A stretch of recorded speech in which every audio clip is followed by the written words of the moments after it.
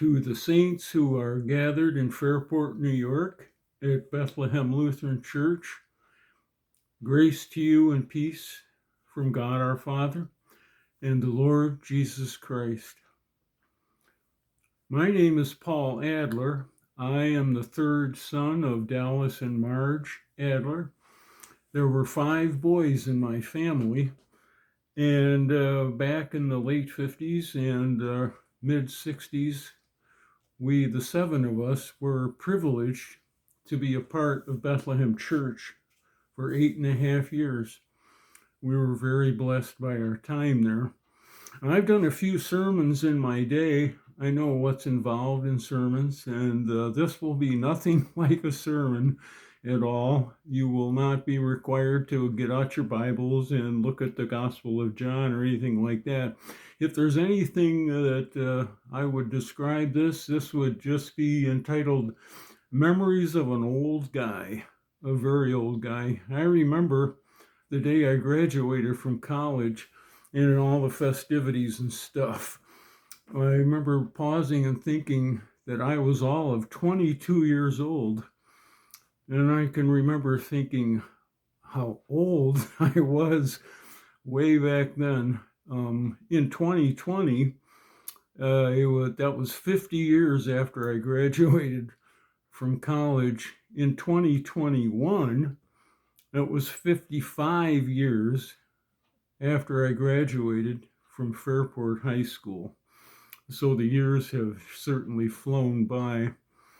I think probably the greatest memory of all would have been the music that happened there at Bethlehem Church. But I'm getting a little bit ahead of myself. Let's move us in first. Maybe it would be best to have introductions. I imagine there are a few people left at BLC that would remember the 7 of us. Let's put it this way. If you were there, you would remember us because we were a pretty rambunctious group. We really enjoyed being a part of BLC.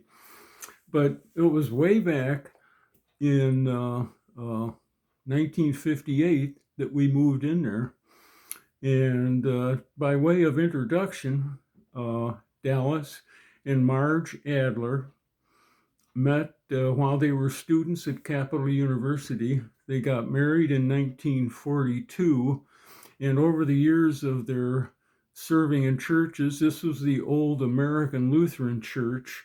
They served 4 parishes, a couple in Michigan and a couple in New York.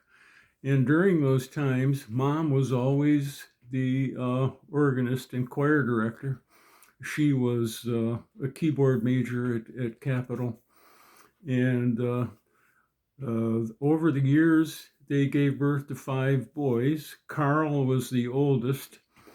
Gary came after him. And then I was the third born. I called myself the monkey in the middle. John came after me. And Dean was the youngest.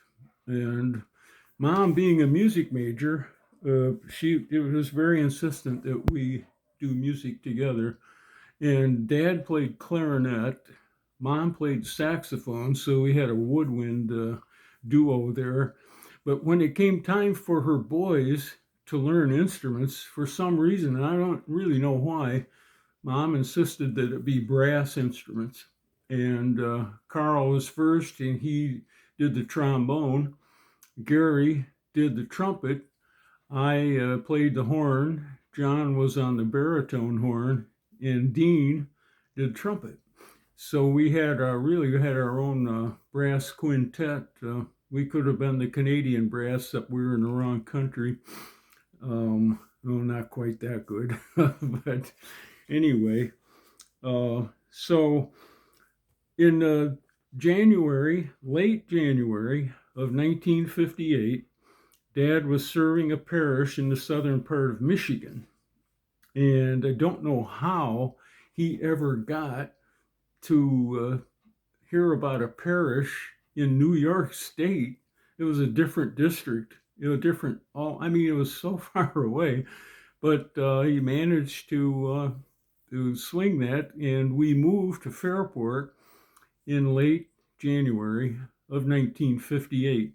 The closer we got to Fairport, the more we realized that there was a lot of snow on the ground. We couldn't believe all the snow. I mean, we got snow in Michigan, but nothing like that. And we come to find out that you had just had a major dump of snow, and it was that was nothing new for you guys. We finally got to to Fairport, sorry, and I remember turning left onto Church Street, the very aptly named Church Street at the Baptist church there in the corner.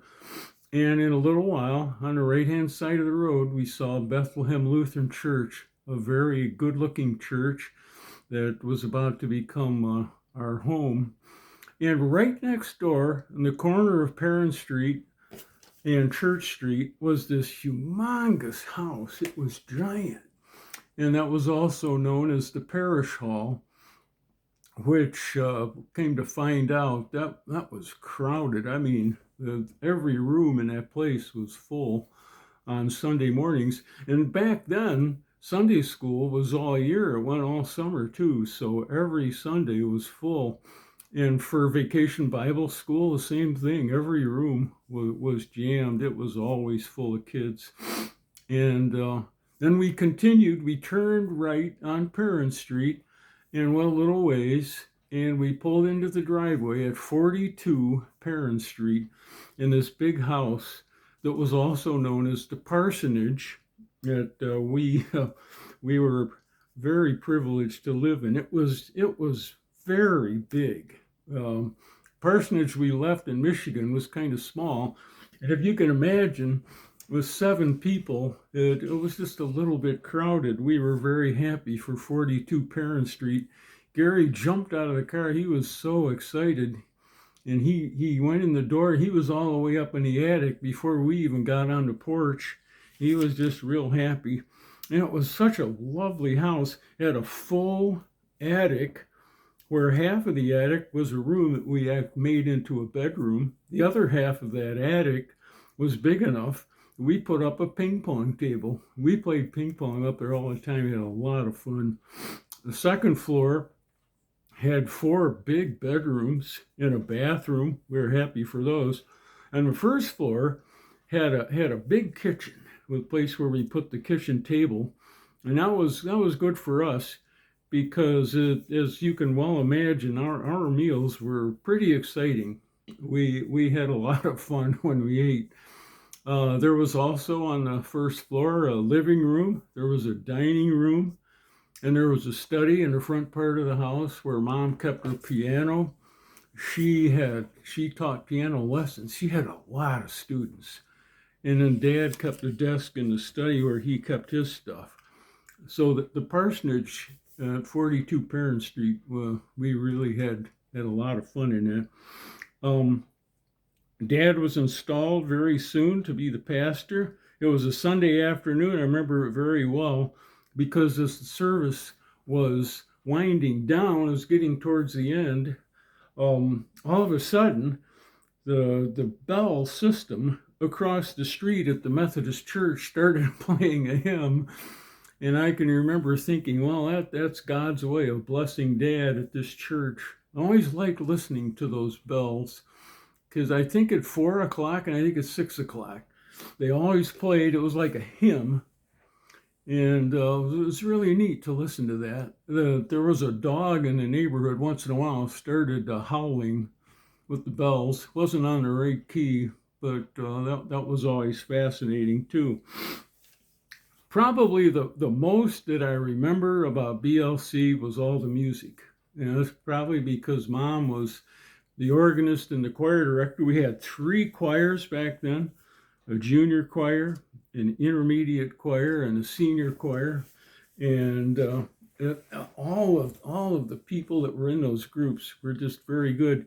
The way Mom directed those choirs was she sat at the organ bench, and she actually had her back to the groups. They were behind her, but she was able to play, and the groups were all able to follow her while she played, and it's a tribute to the caliber of the musicians in that church that they were able to do that, pull that off very well.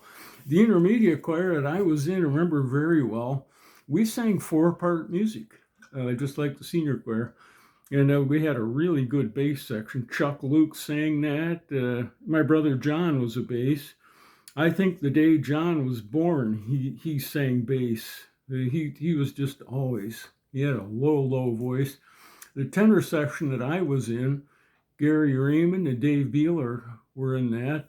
And I was just kind of along for the ride because those two guys were in the varsity choir in high school. They were really good. The alto section, there was Cindy Brown and Debbie Good. I mean, really good. Soprano section had some good singers too. There was Sandy Schrader was in that section. Karen Vokes was a very good singer too. And Christine Zimmer, I remember her. It was a really good group of kids. We took up 3 pews on the right side of the church. The senior choir was around Mom in the choir loft itself. There was Dave Felker sang bass in that. He sounded like an opera singer. His wife, Mary Ann, was in the alto section. She was a really good singer. In the soprano section, there was Josephine Beeler, and she was Dave Beeler's mom. And the tenor section had a little shortage. My dad was actually a baritone, but he got hooked into singing tenor, but luckily he he had a good falsetto. Good Friday services, I remember, they were either a full-length cantata, which all 3 groups were part of, like, the crucifixion. If there wasn't that, a Good Friday service consisted of Bible readings, and each group did a couple numbers by themselves. And the way those services ended, you always had the 3 groups combined to do a number. Those were always fun to do. I remember another thing the church did every year during December, obviously, was we went caroling to shut-ins homes. All of the church was invited, but most of the people that came were in the choirs. And what we did, we had 6 or 7 homes, and we would stand outside, and Mom would say, how about "O Come All Ye Faithful," and she'd start us, and we'd sing a verse, and then "Hark the Herald Angel," and we'd sing a few things. We always ended with "We Wish You a Merry Christmas."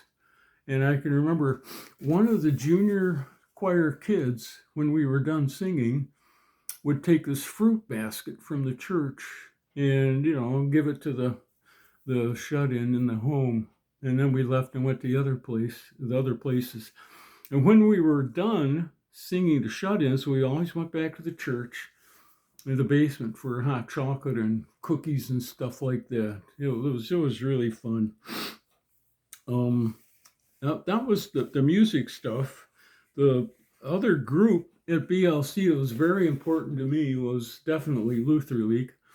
Back then, you couldn't take communion until you were confirmed, and you couldn't get confirmed until you took 2 years of catechism. But confirmation day was a big day. I mean, church was jammed. They had all these relatives, grandparents, and everybody came. Took a picture in front of the altar with the kids. Remember the class after mine, I think had maybe 20 kids. They couldn't take it in front of the altar. They were too big. They had to take their picture outside. But the week after confirmation was a big banquet of Luther League down in the basement, and the newly confirmed kids were invited to become a part of the group. Luther League had events every month, once a month, that were fun things. Like I remember going bowling. We went sledding on Brooks Hill. I remember going to a movie. But the big event all year was definitely the going down to Canandaigua. You'd spend the afternoon swimming in Canandaigua Lake, have a big picnic supper. After the supper, we walked over to what was then a Roseland amusement park, and we would spend our hard-earned money. Canandaigua event was very big. The end of the year in December, we always had a progressive dinner with Luther League where we go to different kids' homes to eat. So I remember we'd start, we had an appetizer. It's just say, Tom Good's house. And we walked in and it wouldn't be, just something. Then we went to somebody else's house, like, Charlie Schmidt or something like that. And we had a salad, potato salad, macaroni salad. And the third house we went to had a main course of some kind. I don't know, hamburgers, hot dogs. It didn't really have to be big. But after that was all over, we went back to the church for dessert in the basement. And after the dessert, we had election of officers for the next year. The Luther League was a very important group. All of us were high school kids. We were best of friends. And when we saw each other in school, it was a really neat thing. There was also a group at BLC that was known as the Adult Fellowship. And it was like adults being together, like Luther League. They had things they did. Every once in a while, they would invite whole families, mom, dad, and all the kids. And they'd go somewhere for picnics, or we went on hikes. And, there was a lot of eating back in BLC. It was, I suppose that's the way it was. A lot of potlucks. I can remember those two. There were a lot of young married couples at Bethlehem back then, and a boatload of kids. It was such a fun place to be. I can remember the church picnics that happened every year. Sometime in the summer, they would rent some park somewhere. It wasn't even in Fairport. It was a pretty good drive away.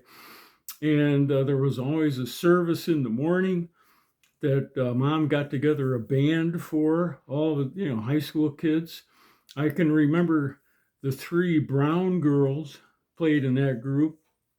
Would have been Susie Brown on the clarinet. Cindy Brown played saxophone, and Darcy played trumpet. I remember that. There were 3 Jensen girls. Elise Jensen played a clarinet. Pam Jensen played flute, and Sandy didn't play an instrument, but she played piano. We needed that too. And then, of course, there were all the 5 Adler brass boys, and what else you call us? Jeff Robillard, I remember, played trumpet. Denny Sharp added a trombone. It was a pretty good sized group. And we played stuff for church. We played hymns. Mom had a bunch of music. And it just kind of, we made that work. We also played for stuff in the afternoon. There was a great big picnic. Everybody brought food and shared it. There was pop all over. They had ice cream. What a great day that was. The church picnics were always really neat. Like I said, Sunday school was all year, and Bible school went for 2 weeks. 2 weeks, from 9 in the morning till noon. And there was, you would invite friends. It was everybody who was there for Sunday school and more. And I remember you had an opening service in the sanctuary, you dismissed to your class, you do some kind of a Bible study thing. There was always a recess where you went outside and played. And after that, you went back to your class and tried to do an arts and crafts, which I wasn't really very good. A lot of kids were really good at arts and crafts. That was not me. There was always a time, there were different times for different age groups to have music. Mom would teach new songs to the kids. And hey, that worked out real well. There was always a closing service. On the last Friday, 2 weeks long, there was a closing service Friday night, which everybody got together, and you basically they're gathered in the sanctuary, and you just kind of got up and sang your songs and did your Bible verses. And when that was done, there was punch and cookies downstairs, and everybody you got to go to your classroom and take your arts and crafts home. It was 2 weeks of a lot of fun. Vacation Bible school. And there was one other thing that happened at BLC that was really kind of neat. There were midweek Lenten services that were multimedia presentations. Dad put in a lot of time on these. He had hundreds of slides. I'm not kidding. And he had a slide projector that showed them one at a time. And he would put together this narration, and he'd talk about the Bible and different things that happened during the Passion event. And he'd show slides, and a lot of the slides had the words for the hymns. And they say, okay, let's sing Old Rugged Cross or something. He'd show it, and Mom would play it on the organ. And those services were very well attended. Somewhere within the service, about halfway through, it showed a movie like 10 to 12 minutes long. One series of movies was actually the story of the Passion Week that led to the crucifixion. But those services were really cool. And the neat thing about it is it had to be dark because of the way things were projected. You couldn't have it any other way. But those were things that I remember so much about BLC. And Fairport itself, I mean, the school system was so excellent. I mean, from top to bottom. All the years I played horn in the band with Mr. Woodworth, I mean, junior high and high school, I did the same in orchestra with Mr. Winterhalter. Never got to be in choir. There was a rule back then, if you were in band, you couldn't be in choir because they wanted you to be in study hall to get your homework done, so you wouldn't have to do it at home. And there's another thing I remember about my years in Fairport. From 6th grade to 12th grade, I had a paper out. Afternoon, for the Rochester Times Union, I had 80 customers, 80 customers on, Filkins Street, Potter Place, and Dewey Avenue. All three of those, 80 customers, and the side streets connected. So it was pretty nice because it was very close to where we lived. And this was back in the day when the carrier had to collect. It was a whopping 40 cents a week for the paper. And there was a morning paper, the Democrat and Chronicle, but I didn't do that. Anyway, so many memories, and so long ago, and our days at Fairport in 1966 in the spring, Dad was asked to consider to take a call in Akron, New York, which wasn't really too far away. I lobbied pretty hard with Dad, say, don't take that call. You don't want to go there. I mean, stay in Fairport. And I was very disappointed when he decided to take that call. I was a senior in high school in 66. And Dad's last day at BLC was also the day I graduated from high school. And so it was a very emotional day as it was. My grandparents on my mother's side came up to help us in that move. And Grandma said at lunch, she said she thought that church service was more like a funeral because so many people were crying because Dad was leaving. And it was a very emotional day.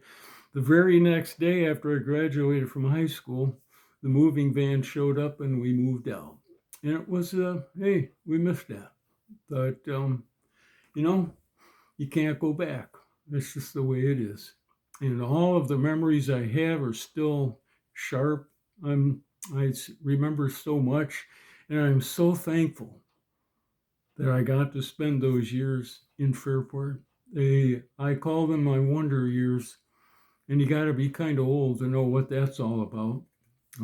With all the Wonder Bread and stuff, I don't know if they make Wonder Bread anymore, but I sure want to wish you my best, and that it is my sincere hope and prayer that God will continue to bless your ministry there in Fairport as you strive to bring the kingdom into your neighborhood.